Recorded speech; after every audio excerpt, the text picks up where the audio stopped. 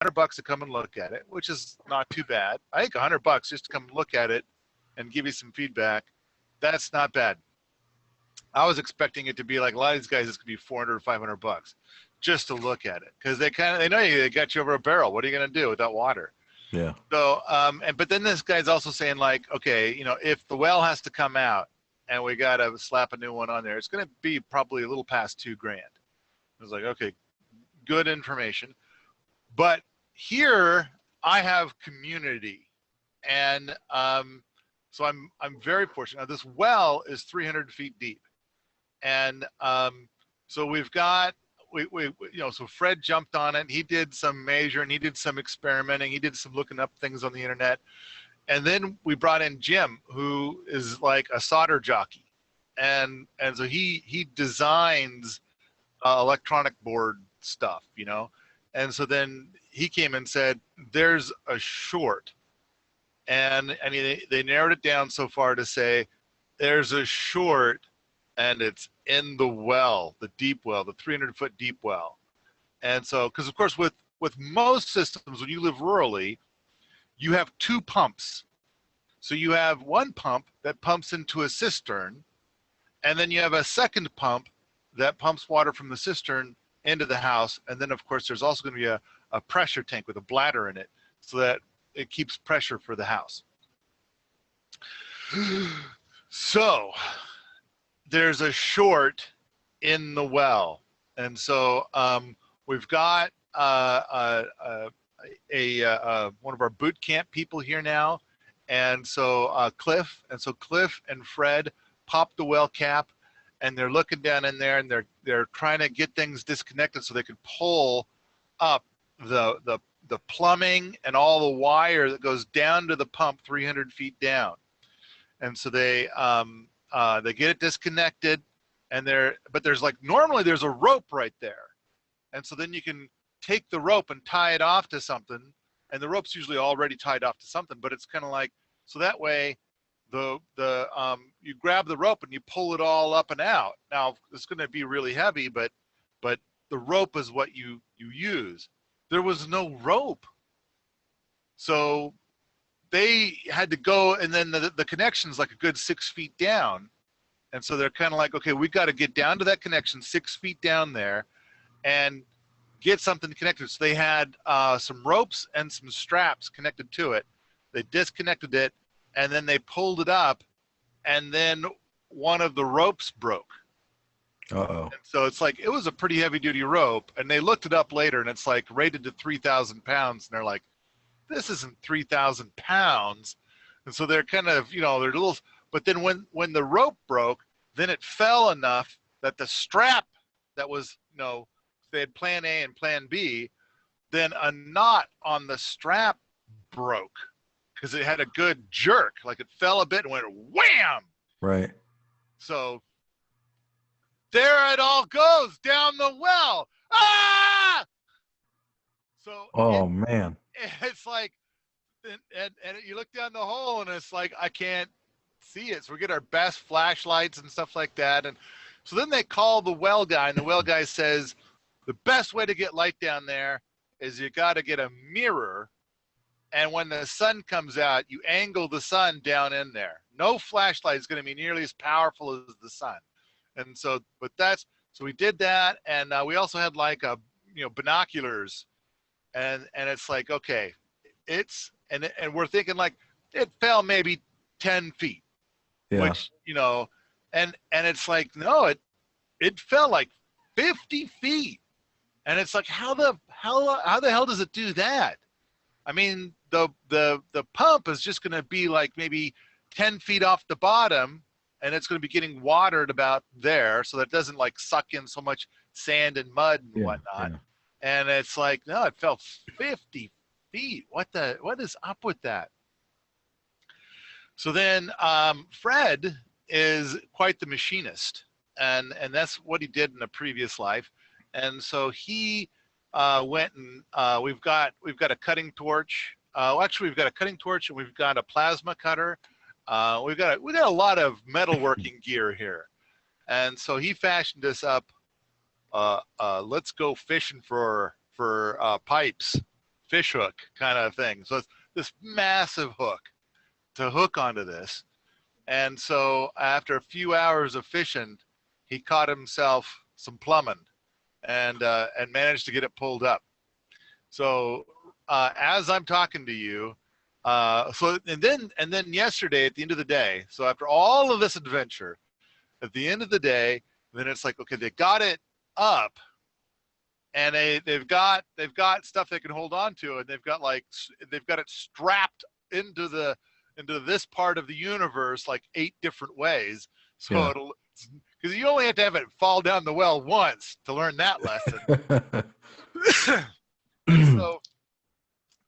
So last night and this morning was a lot of strategy of like, I went out at one point yesterday, and they'd tried some things. Like one thing is that you take a big chunk of metal and you put a hole in it, and then you put the pipe through the hole, and then you kind of start to pull on the edge of the pipe or on the edge of the metal plate, and it'll kind of make the pipe go like this, right? Right. And then so you've got where the hole is, whereas the hole was like that and it goes like that, then suddenly the hole gets smaller, so it pinches the pipe. But the thing is that the pipe that we had was mild steel, and then the steel that we have is mild steel, and so basically you're kind of depending on that sharp edge to hold it, and that sharp edge wore out quick. Yeah. So then I came up with the idea of like, well, what if you hammer in some wooden wedges, because now it's going to get like, pinchy over a bigger space. And so it ends up that the wooden wedges is working well with the plate, with the tension plate. So that's what they started doing this morning. They've now got like about 160 feet of it out. Wow. So they're about halfway. They got half of it out. It turns out to be all metal pipe all the way. We thought that it would probably turn to poly pipe after the first 10 feet or so, but it's going to be all pipe, all steel pipe.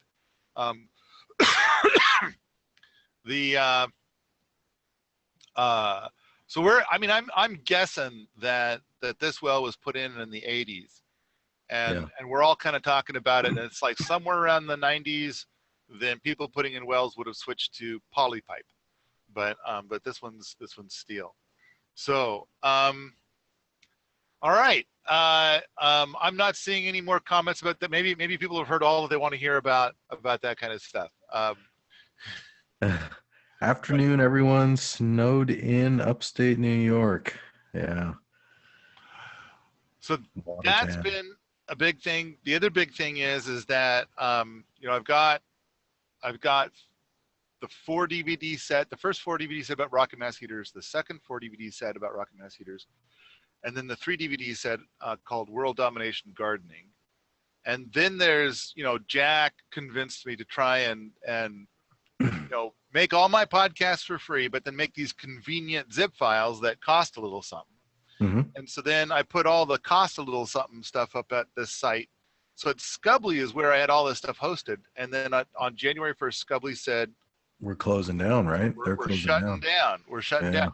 So and like a month earlier, the guy that's been doing most of the development on our software at Permies, he came to me with an idea of like cutting Scubbly out of the picture, because we need to keep moving forward, and Scubbly has been extremely slow in the last year. Scubbly used to be hot, like they would make any change that we asked for, but then they slowed way down.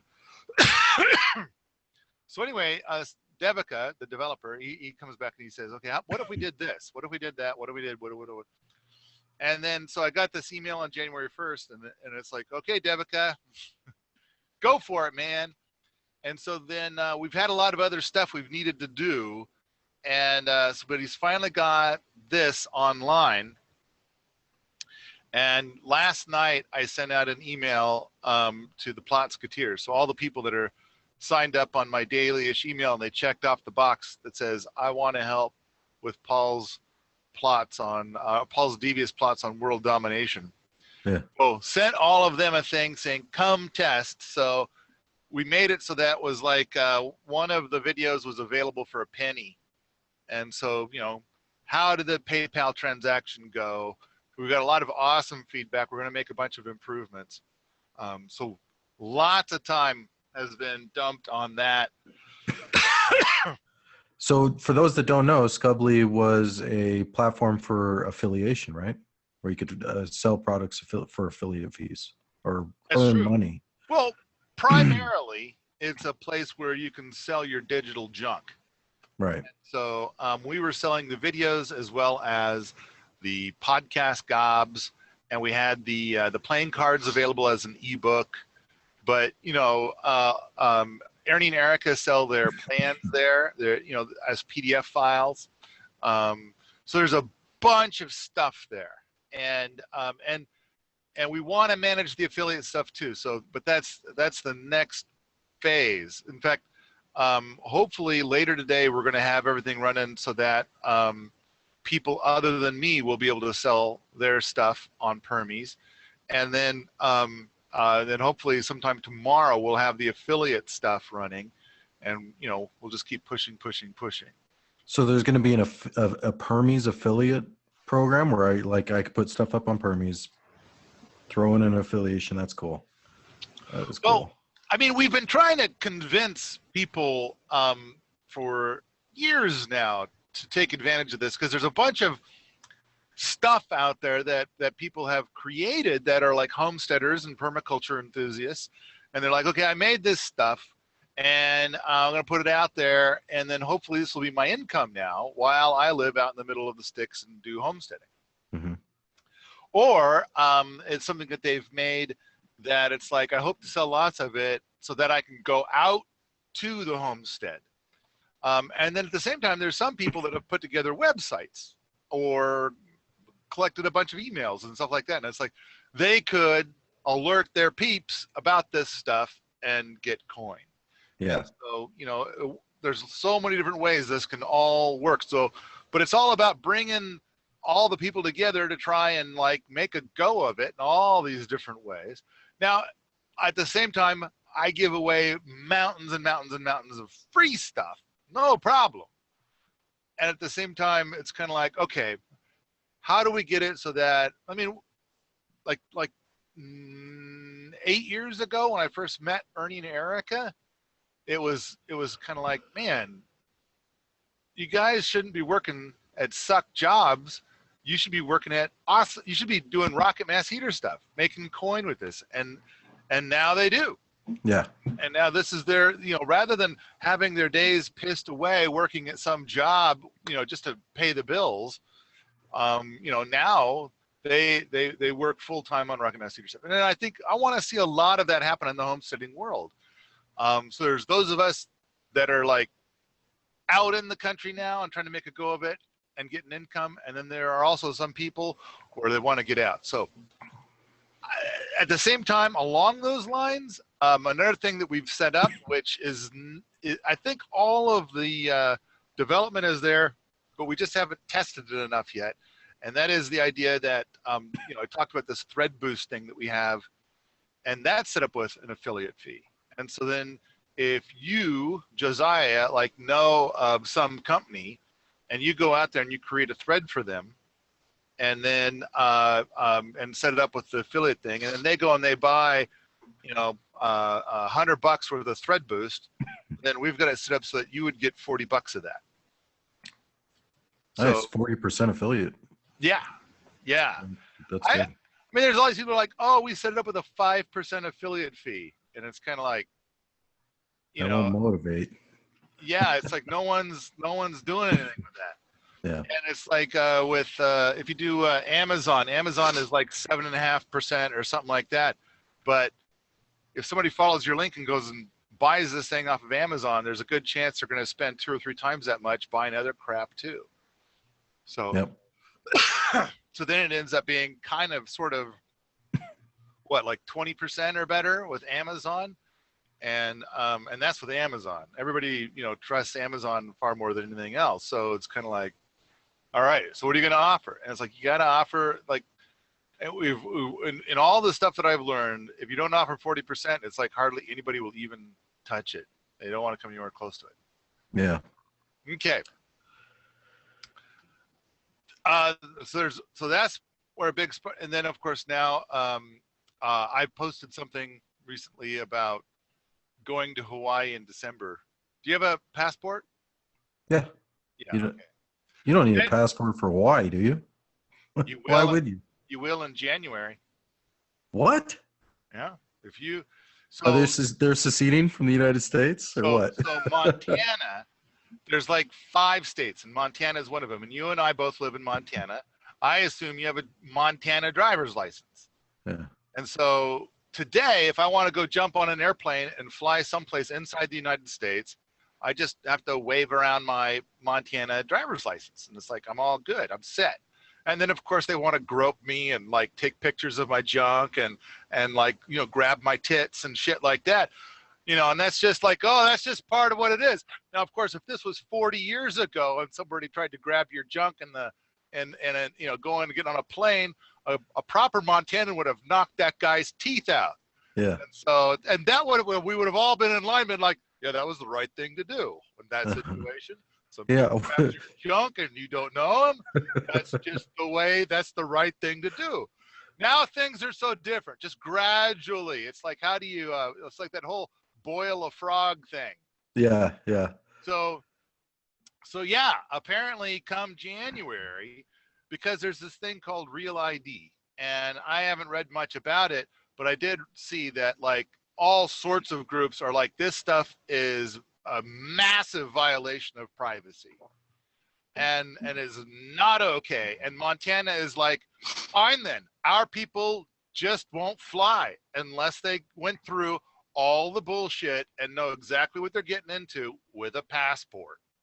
Yeah. So it's like, I'm going to choose to just not get on a plane, you know, and I from what little I've read, it's like, no, I think that they're doing the right thing, saying, screw you. So somebody asked the question, like, hey, Paul, we'll you know, why doesn't Montana just comply? And I kind of think, why doesn't the TSA fuck right off? Huh? Why don't they take a flying fuck, throw a rolling donut? Why don't we have, instead of like, oh, why don't you, like, just comply? Just walk up and pull your pants down and waggle your dick around, because that's what we all do now. You know, why is it that it's like, okay, now we want to know about every little thing that you've ever done. We want to know all the websites that you've been to. We want to know about all of everything in your private world. We want to know, is your dick going into that woman over there? Tell us all about how often you fuck. Huh? Let's hear all about that. We need to know before we can let you on the plane. We got to update our database. With that many times you're fucking. So yeah. it's like, no, I kind of feel like, no, this is not cool. This is not okay. So I'm glad that the state of Montana is like, oh, fuck that shit. No. Yeah. No, we're not doing that. So December is the last time I get a chance to go to Hawaii. I've never been to Hawaii. And so we put out a thread out of Permies that's kind of saying, like, hey, anybody want to go to Hawaii in December? Huh? What do you think? Huh? And nice. and now for me, I basically said, like, I can't afford to go to Hawaii. But on the other hand, people sure like to part with money to get me to show up somewhere and babble on. Now, but I kind of feel like in Hawaii, I mean, I really feel like I don't know shit about tropical stuff. I'm a dumbass and tropical stuff. On the other hand, what if a bunch of cold climate folks want to go hang out in Hawaii for a while and talk about cold climate stuff? It's like, oh yeah, that could be kind of cool. So you're working on that, or have you already got something lined up? No, we got a thread out there that's basically on Permies. It's basically fishing, and it's like, okay, I'm up for going to Hawaii. Yeah. All I need is, like, somebody who's there would set up an event or something, and bring me out. And then another thing is that it was like a year or two back, somebody brought up the idea of doing that. And I talked to my friend Geoff Lawton, and I said, hey, if I go to Hawaii on this date, you want to meet me there? And he says, oh, yeah, sure. I'll come out to the surfing. He said, the surfing in Hawaii is really good. And that's reason enough. And I asked my friend Willie Spitz, and he said, oh, yeah, that'd be awesome. I'll be there. So, but that person that was putting it together never pulled it off. So here we are. I still haven't been to Hawaii. Still up for it. And if it's going to happen ever, it's going to happen this year, like in December. Sweet. I wish I could go. I will be in the middle of my permaburn tour in December. It starts in October. And the rig you're taking doesn't drive on water? It's not like one of those things that's boat-like? It isn't. And I haven't been on a plane in years. I don't fly anymore either. Of course, I haven't liked flying. The last time I flew, I like to, what I do when the TSA is roping in my shit. Well, first of all, I refuse to go through those fucking circle things that scan your body. Takes a picture of your dick? Yeah, so open it? Yeah. So I say, no, I'm paying you by force. You're going to touch my shit because it's your job. So then I make them do that. I make them touch me, and then I moan. I make moaning noises. And, and they don't like it, but fuck them. So, so I don't fly anymore. So I will not be going to Hawaii. If you don't like it, stop making stupid laws about it. Yeah. So, yeah. That reminds me of I watched that you were, I think it was the last show you were talking about Age of Stupid. Right. Mm-hmm. So I fucking went and watched it. Profound, isn't it? Yeah, if anybody wants to get really fucking depressed, watch that. I don't know. Jesus Christ. I don't think it's depressing. It's important, and I think it's profound, and I think that there's a bit. There is they kind of use this little bit of fiction to kind of glue all the pieces together, of like, okay, everybody's dead now, and the big question as everybody was dying was, why didn't somebody tell us? And so then they kind of play back all the messages of like, we're all gonna die. Yeah. And it's like all of the warnings. We had the warnings, just people kind of just didn't believe it. So now everybody. It seemed like it was filmed in like probably around 2008. I know it was released in like 2010 or 2012. Yeah, there was a lot of, so they basically it starts out in the future where it's just like a bunch of water and then this giant building with solar panels and wind turbines in the middle of the ocean, and then it zooms into that and there's a guy watching a screen saying, well, we're all pretty much fucked, like there isn't much of us left.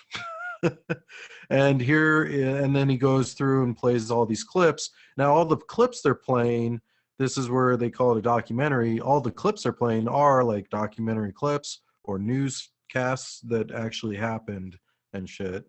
And it's all about global warming, basically. That was the main focus, was global warming. And there was some about alternative energies. Well, some of it was global warming. There was a lot of other little angles. Like the thing where it's like you go to the kids in Africa and they're receiving electronics, and they set them on fire to get the metals out, and that's called recycling. Yeah. And so it's like, okay, is that global warming? I don't think so, but a lot of it was about, they kind of popped around and looked at different things and stuff, but I did feel like, there's a lot of horrible things going on in the world that I'm aware of. And by watching that show, there was a lot of shit that I didn't know about. But the big thing that the biggest takeaway I had from this, which led to me doing the Wheaton Eco Test, was the part where you had the two people that were arguing about whether or not to put in these wind turbines. Yeah. And they're both saying that they're environmentalists. Yeah. And so it's like, okay, so that's when I came up with the Wheaton Eco Test. And it's like, basically I said, if, under these conditions, you can't call yourself an environmentalist anymore. Now you're talking about the guy that was going to have the wind turbines installed on his farm, and the lady who was like, "That's fucked up. Don't do that." That's the lady's kind of like, everybody knows that they're terrible. he's The guy is like, doing all these things to conserve energy in his whole world. And the woman is like, fighting the court case by flying in from her summer home or whatever. Yeah. And this whole thing is like it's apparently from her home there, because she has many homes that she lives in, and she pops around and visits with in her Learjet. From her home there, she would be able to see these. Now, I don't know if you've ever seen wind turbines before. But like I know there have been a couple of times that I've made the drive from Missoula to Seattle, and then about halfway across you get by the Columbia River, and they got a whole mess of them right there. Yeah. And frankly, when I see it, I think those are so cool, and they're kind of in this area that is desert, and there's like really nobody around. And it was like this part of the drive where it just seemed like you're going through this vast emptiness. And now there's this rather magnificent and beautiful, bit of engineering. Yeah. So, I think that one could make an argument that they are not the prettiest thing, but it's like it's an aesthetic that's better for some than others. Some people say that they're super noisy. I didn't find them to be super noisy. Some people say that they kill birds. No, I don't think so. And it's kind of like, yeah, if it does, it's like, I imagine it's because they kind of move slow. I think solar panels kill more things than wind turbines do. Well, and when I talk about kill things, I think your hydro systems obliterate fish species, and those dams are filling up with silt behind them, and they don't have a solution for that. Yeah. So it's a massive, complicated thing, and so it's like, well, and of course we all know about coal is spreading mercury out all over the whole planet, so that when you go up into the highest wilderness and you go fishing, that fish has now got 100 times more mercury in it than it did, 100 years ago. And so basically, our coal plants are just poisoning everything. So, so we've got all these things that have got some serious downsides, and we're trying to we're trying to come up with some good solutions, and we're not coming up with a whole lot of, this is what basically the woman seems to be looking for, something that's perfect. Or maybe she's an advocate or has investments in something nuclear, and so notice how I pronounced it correctly, nuclear, as opposed to nuclear. I think we had a president a while ago that was pronouncing it nuclear, which is just funny. I'm all for pronouncing things the wrong way. I love that, pronouncing things in alternative fashions. Just not nuclear. I just kind of want a little bit more from the president of the United States. I just kind of feel like they should have gone to college or something. Oh, I don't think there should be one, but. Well, another argument for another day. Yeah, This movie, I thought, I don't like those movies that just tell you, oh, we're fucked, and then that's the end. I wish I was on that summit recently. I don't know how many of your people that got the typey thing there saw me in that summit, but we got to talking about one of the big things that they were talking about was the global warming or climate change, and carbon footprint and stuff like that. And And I tried to not just, because I don't feel like I'm a political person and I don't want to get into politics. At the same time, I kind of feel like, because like, you know, there was the Al Gore movie a long time ago. What was that, 10 years ago or better? Yeah. And then we got the brand new one from Leonardo DiCaprio. And we also got one from Montanan David Letterman. And they were both quite good, except that the solutions at the end were shit. Yeah. And I kind of feel like, and then there's the whole thing where that fella Derrick Jensen, he said he made a rather profound statement. And Derrick Jensen's a genius. And Derrick Jensen says, if every American, everybody in the United States, every last one of them did all the things that were suggested in Inconvenient Truth, it would reduce our carbon footprint across the board by 22%. However, our carbon footprint grows by 2% each year. Therefore, in 11 years, it's a wash. We're just right back to where we started from, only now life sucks because we're doing all this stupid shit to kind of reduce. And by then the population would be higher. Yeah. Actually, our population is leveling out. Yeah, well, In you fact, start in running out of Japan- resource stuff. In Japan and in South Korea, they're kind of freaking out about it. I've even heard that like one of the reasons that Germany is taking in so many refugees is because they're worried that their people aren't having enough kids.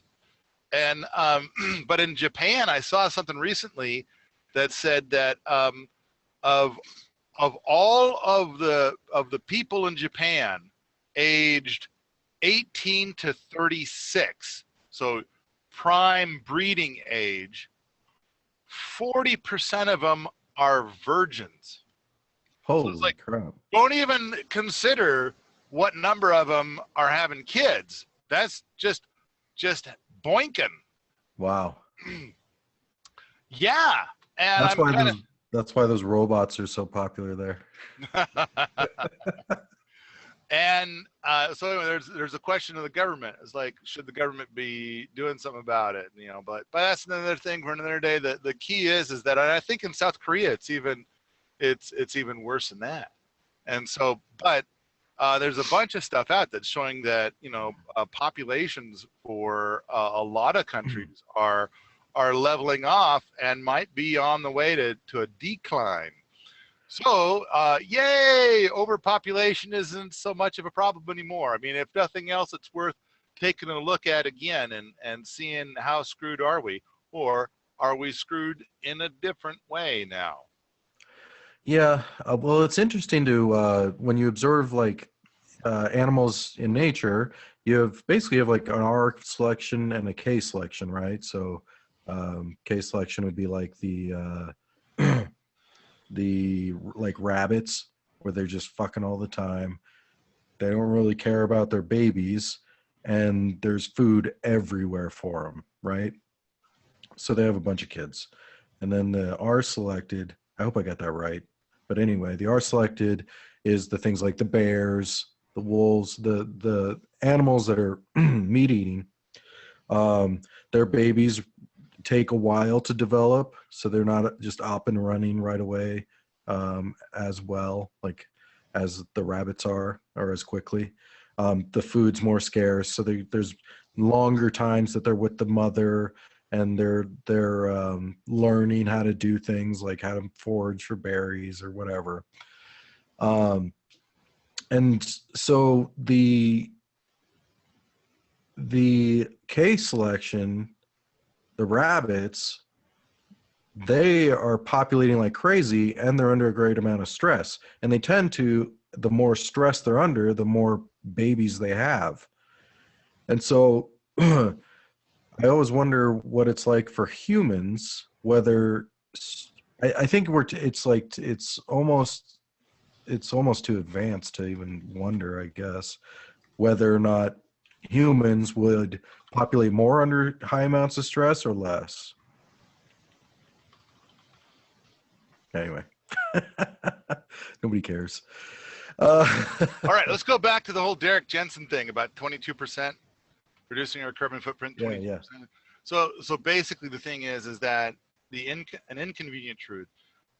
the techniques that they present, much like in The Age of Stupid. The techniques presented to save everything are weak. And I mean, there's a lot of people that are like, oh, we're not shaking our fists enough at bad guys, and we need. But it's like, no, that's quite the rigged playing field. Only the big boys are really allowed to play there, unless you can pull together like a million people with a very focused message, which seems to be we're great at pulling together a million people, but not really a focused message. But all right, setting that aside,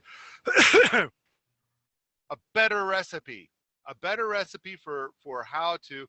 And the first thing I want to say is, if you switch from electric heat to a rocket mass heater, you reduce your carbon footprint as much as parking 7 cars.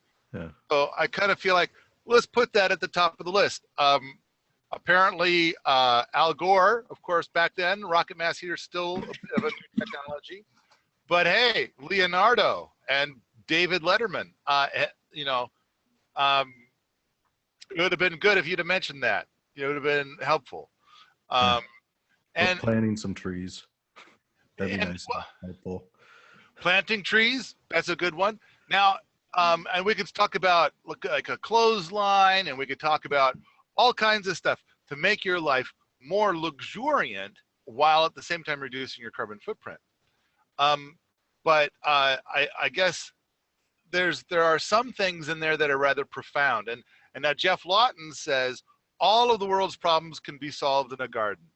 I don't think that that's absolutely true, but I do think there's a lot of truth to it. Yeah. And the big thing is that you start looking at petroleum footprint and carbon footprint and all these different footprints. A big part of it is tied into growing food conventionally as well as organically. And then, because like when you till the soil, you lose 30% of the organic matter. And a lot of times what that organic matter is carbon. Yeah. It just goes up in the atmosphere. Up in the atmosphere, or it gets washed down into the ocean through the deltas. And most of the carbon is going to bond with oxygen, become carbon dioxide, and go up into the atmosphere and be part of our carbon footprint. But all right, the thing is that in organic systems, because they're not using, because basically almost all organic systems are conventional systems where they've just replaced the conventional crap with organic techniques or with OMRI certified poisons. And so it's kind of like, and one of the things they do is that they still have this, they've glommed onto this fear of weeds. So what they do is rather, they can't go and spray Roundup or spray all their, crap, then what they do is they till 3 times more often to eliminate weeds. Yeah. And so that puts a lot more carbon up into the atmosphere. So between those practices and then, of course, the transportation, and then you add into that your own transportation to go to the grocery store or to the restaurant to get that stuff, then it ends up being rather significant. However, whether you're looking at a petroleum footprint or a carbon footprint, if you get 90% of your food from your own garden or like a garden within walking distance, then that generally, for either one of those, eliminates half of your footprint. And then, of course, embrace the fact that if you love gardening as much as I do and you do and your mom does and most of the people watching here, that you might grow way too much food and you can either sell it or give it away or whatever with people that like live in your neighborhood that are your neighbors, then it's possible you will reduce their footprint as well. Maybe 10%. Maybe for 20 people, you will reduce their footprint 10%. Now you're carbon positive or petroleum positive. You'll still drive your rig around as much as you want, but you've made it so that your community is using so much less petroleum, it's less than what you use. Which is a great reason to have urban permaculture be really emphasized. And that's what Michael's saying over here. Urban, he said it before you. He beat you to it. Oh. Yeah, yeah. Oh, I haven't even. What do we got here? I think urban permaculture is all right, but I kind of feel like when you start examining all of the world's problems, or when you start thinking about like all the world's problems are fucking scary, and I'm sick of living my life being freaked out all the fucking time.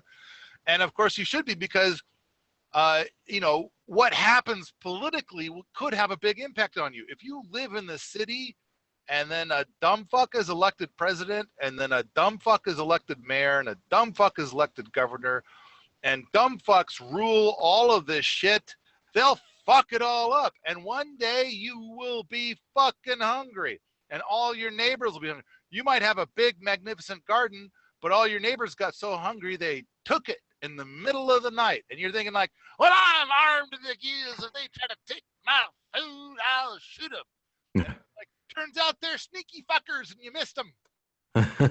So, yeah, or they'll shoot too. Or sure. But yeah. next thing you know, everybody's dying in the city, you know, and it's like, but in the meantime, if you're out in the country, then it can be a hell of a lot easier. Now, there's still issues and stuff, but the problems aren't nearly as severe. Everything is less. I mean, for example, let's suppose that you got yourself a big old fucking garden and you're out in the middle of the country and you got a bunch of other stuff and you've put a bunch of food up and everything, and then at the same time in the city they all go hungry, in the country, well, in the city all the food that's been growing in the city ain't all that much, and there's a lot more people that are keen on it, and you're out in the country. So it's like a lot of times the problems and what you need to do to solve the problems has to do with how severe is the problem. And well, okay, so you look at like Venezuela. Who was I just had someone, well, it was a while ago, I guess, but I had someone on PTV presentations. Was it Marcin Jakubowski? Anyway, they were from, I want to say, Ukraine. Anyway, when they were growing up, it was a revolutionary war, and there was financial collapse, all that crap, and it was really bad. And it's like Venezuela is getting there. And so what he was saying was the people living in the cities, the ones that like lived and made it in the cities, there were people, they all had jobs, and if they didn't have jobs, they couldn't live in the city. And the rest of the people, like when that shit all went down, everybody flocked way out into the country. The most successful groups of people were the ones out, like a little ways outside of the city, maybe 45 minutes outside of the city, in small communities. Those were the ones that were the most successful in surviving and through all the shit that went down with people attacking each other, people raiding farms, things like that. So that was interesting perspective. So then if you're like 10 minutes away from town, you're boned. No, it's more like, well, okay, so if you're anybody in town when it happens is boned, because people go fucking crazy. They don't have enough food in their pantries, right? And so when that happens, they all leave the city. And when they do that, what they do is they go far out into the woods, because what they're looking for is someone they can fuck over and not get caught. The people closer to the cities, the communities that were closer to the cities, when I say closer, I'm talking 30, 45 minutes. That's still pretty far from being near a city. You can still get pretty far out there. Those guys were banding together, building small communities, security, working with each other, and they were the safest of all these people. The people that were on the single farms that were just way out there, they ended up getting fucked. It was the people in the community cul-de-sac kind of things that ended up doing the best. Okay, interesting. Yeah, which not what I thought. I mean, I wanna rewind about 15 minutes and say, all right, Derrick Jensen made a really good point. If you do all the things, it only saves. If everybody did all the things, it only saves 22%. I think that at Permies, we've laid out enough stuff to be able to point out that it's like, oh no, we've got a better recipe, Derek. We've got a better recipe. If everybody did all of these things, we'd be carbon positive. And so the problem is fixed. But you know, and again, there's a lot of this stuff too about how we've hit 400 parts per million. It's like there's no going back. Right. It's like, you know, it's over. And I kind of think like, we could go back, but you know, it's like as long as Leonardo DiCaprio goes and makes a movie and doesn't give people solutions, you know. And I've been trying to put this stuff out as far as I can get, but it's like, if you stand out on your front porch and yell it really loud, how many people hear you? Like 7. And I do all of this stuff, and it's like, you know, this thing that we're recording right now, how many people will see it? A couple thousand? Yeah, probably a couple thousand. And it's like, and not then what hundreds of thousands or millions, like right, or hundreds of millions. DiCaprio. Because you know, so DiCaprio probably got 100 million people to see his show. Yeah. And it's like, I'm almost to the point, like right now, today, I might actually have somewhere around now hit 100 million for my lifetime. Right. And it's like, but that's like a big gob of different messages. And he's doing it in a year. Yeah. Yeah, all at once. So it's like I don't know. It's an ingredient I'm missing, but at least I've got a part. I've got the recipe to save the world from, you know, all of their worries about carbon footprint. Well, he talks to a couple 100 million people, and he tells them to do things that help minorly. Whereas you talk to maybe 1 million people versus a couple 100 million, you talk to 1 million, but what you're telling those 1 million to do has far more impact than what Leonardo is telling people to do. Right. And then and of course, you know, I tell it to these people, and so it's like you look at the people that are over here that are typing messages to us on this thing, and it's kind of like, now let's say I give them the rest. I mean, I told you about rocket mass heaters. I told you about a garden. I mean, I've got a list of things, and let's say I give you the whole list, and then it's like each one of those people, and we're saying like now each one of those people needs to reach 100 people, and now we're reaching the same number of people that Leonardo DiCaprio reaches. But the thing is that, and so excuse me, people that are watching this, you're not going to do it. You're not going to do it. So fuck it. I mean, and for good reason too. I mean, look at how much work Josiah, look at how much work you and I put into being able to try and convey this stuff and to get eyeballs in front of it. It's an enormous amount of fucking work. And it's kind of like, so what we're doing is we're saying to people like, okay, we did our part. You guys go do your part. You got to go and do just as much work as Josiah and I. You won't reach thousands in this one thing, but, you know, go ahead and reach like, you know, a half a dozen every day for, you know, the next year. And eventually you'll get quite a few. And they're not. They've got other things they're doing. Plus, on top of that, they've got and a lot of people are not like this about it, and a lot of people are not as fucking obnoxious as I am. Yeah. They're just, I'm going to go and I'm gonna get in people's faces and I'm gonna say, hey, you're fucking this shit up, man. And so, well, you know, normally my message is more like, here's the thing you can do and it fixes everything, all right? And so, but still, I mean, it takes a bunch of, you know, obnoxiousness to do this. And a lot of people are like, I don't mind looking at that obnoxious fuck, but I'm not going to do that. I want people to like me. Yeah. I'd rather be polite. And so the information doesn't get conveyed. And so all we can do is keep trying every day, day after day, all day long. I'm usually at it 5:30 in the morning, and I'm usually quitting it around 9 o'clock at night. And it's like, just keep doing it and make the best of it. I look at it differently. I try and look at it as helping people to help their families first, and then to help their communities. So I really just want people to be happier. And I really think that permaculture and sustainability is the way to make people happier, because the more secure people are, the happier they can be, the more time they can spend with their kids, things like that.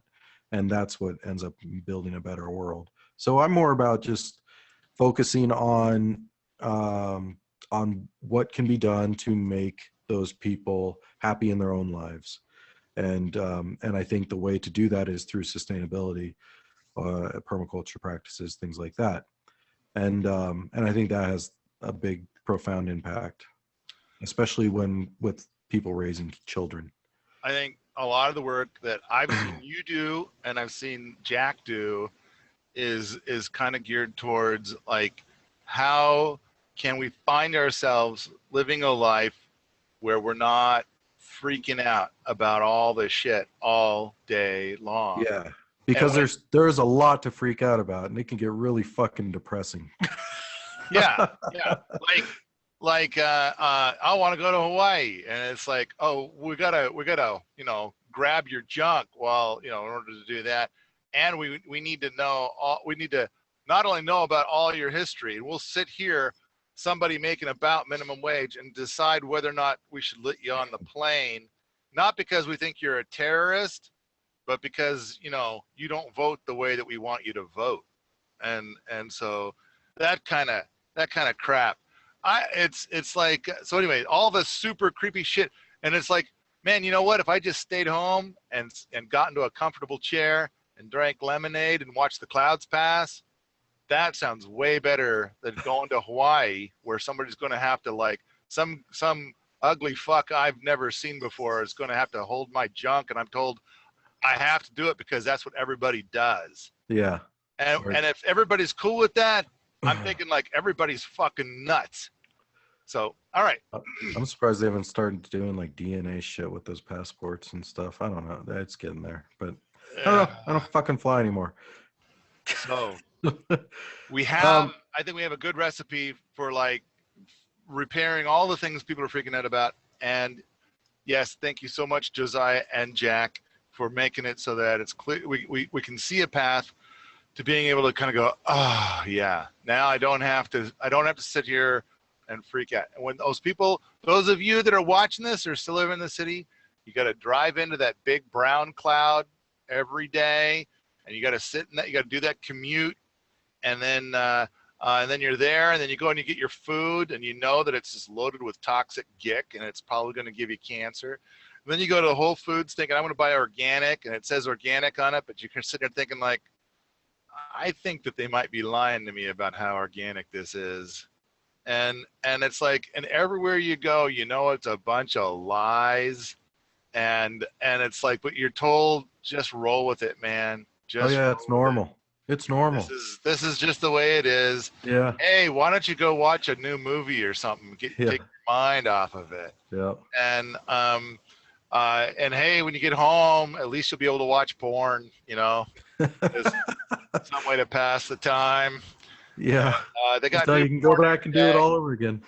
Yeah, and then you can go and just do it all and just keep doing it and feeding it, and it's like it is. It's a kind of an empty existence, and then you're depending entirely on dumb fucks that are like, and you meet these people that are in charge of making these decisions, and they're so fucking retarded, and they're doing such stupid shit, and it's like, and you want to tell them, like, can you stop being so stupid and do your job? And their response is, no, arrest this guy, beat the shit out of him. And I think people don't realize how unhappy they are in those situations. And good point. Yeah. And I think they won't know until they're out of those situations. So I encourage everyone who lives in a city, next time you have a 1 week or 2 week vacation, spend that time at a family farm with your family. See if you can make that happen. and you'll realize how fucking happy you could be.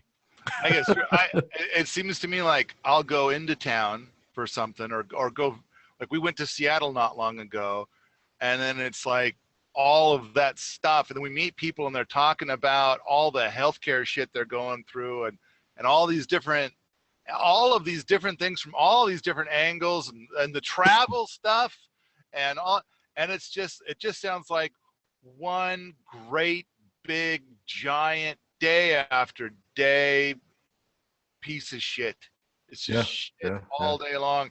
And it's kind of like, I work way too much, but that's like by choice. And but it's different when you're working for what you're doing is what you love. That's a lot different. And I've worked in the cities and I thought I loved it. I didn't love it. Not like this. It's weird how you get out of the country and you get pretty spoiled in relation to, like, when you live in the city. And when you're living in the city, then okay, yeah, you can go and see a play every weekend, and you can go and there's a bunch of stuff that you can do, but to distract you. But now, yes, that's anesthetizing. That's trying to compensate for the shit that you're having to eat every day. And it's like, oh man, it's just, and then it's like, what? Just get used to how they're lying to you all the time. Yeah. And it's like, okay, they're lying again. What am I supposed to do now? I'm supposed to nod my head like, I agree with you. Whatever. Just fucking living it until you can go get distracted. Yeah. Anyway, the solution, it is 3:00 sharp. I'm just reminding you because you wanted to get out of here at 3:00 sharp. The solution is, I think, bettering yourself and your family so that you can better your community and grow through and show through example. One way to do that is to start building your own business or just start growing your own food. A great way to earn some money is through plant propagation. And the reason I mention that is we have a major sale on our plant propagation course, which is filmed by or taught by Nick Ferguson, who is excellent. He was excellent at teaching the course, and he's been doing it since he's 8 years old. It's a great course. It's normally $349. We took $200 off, so now it's $149, but that's only until the end of March. At the end of March, it goes back up to $349. You can find that at learn.permaethos.com. I highly recommend you go get the course. It's great. And there's a free intro video you can watch and see if you like it. The intro video is very much like the way that it's filmed in the course, and it was just really well done. And I think you'd enjoy it. We have a brand new show on PETV called Progressive Farming with Evan Folds. I recommend you guys go check that out. I will be sending out an email invitation if you'd like to join the show for that. It's at 4 p.m. Eastern time every Wednesday. Thanks a lot, Paul. Thank you, Josiah. I'll see you next week. All right. Sounds good. Bye, guys. Bye.